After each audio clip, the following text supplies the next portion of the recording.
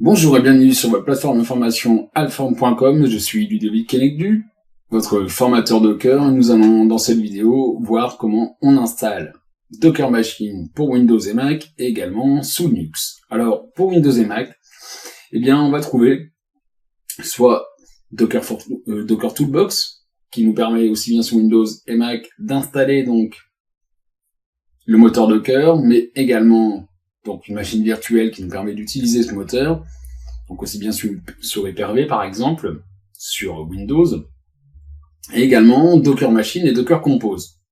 On pourrait également aller sur le GitHub de Docker Machine avec la release, voilà la dernière release, donc la 0.12.2, et utiliser curl, ici, donc aussi bien sur OS X que sur Windows.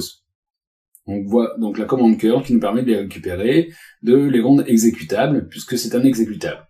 Comment ça marche? Il n'y a pas de Docker for Linux, il n'y a pas un paquet avec un wizard d'installation, donc on va l'installer via curl et on va le rendre exécutable. Et on va le copier à l'endroit dont on a besoin, c'est-à-dire dans usr local bin docker. Et après on n'a plus qu'à l'utiliser. Alors, on se rend sur la page Docker Release.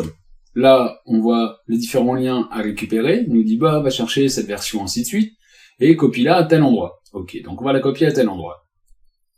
Ok, donc je fais un petit curl dessus, et je lui dis, tu vas mettre ça dans Docker Machine. J'enlève les deux et commerciaux, c'est parti. Donc, il nous fait la petite copie. Donc, vous voyez, on voit ici le pourcentage, ça avance pas bien vite, je dois pas avoir une bonne connexion aujourd'hui. Alors, je vais mettre une petite pause, on se retrouve donc, juste tout de suite, en fait, c'est une vidéo. Voilà, on a maintenant copié logiquement dans TMP, on voit ici Docker Machine. Donc ce qu'on va faire, on va le rendre exécutable et on va aller le copier tout simplement dans usr local bin Docker Machine. Comme ça, on l'aura dans le chemin, dans le path, on dit tout simplement le chemin de l'utilisateur root. Alors, je fais un Docker Machine puisqu'il est là maintenant. J'ai plus qu'à faire une petite version dessus, comme ceci. Voilà, là j'ai mon Docker Machine version 0.12. Et donc, je vais pouvoir maintenant utiliser mon Docker Machine, créer des machines, donc des hôtes, et on peut voir ici un certain nombre de commandes qu'on va pouvoir utiliser pour pouvoir gérer nos machines. Rien de particulier sur l'installation, c'est la copie d'un exécutable et la mise en place du droit d'exécution dessus. Je vous dis donc à très bientôt sur alform.com, on va continuer avec Docker Machine, voir comment ça s'utilise.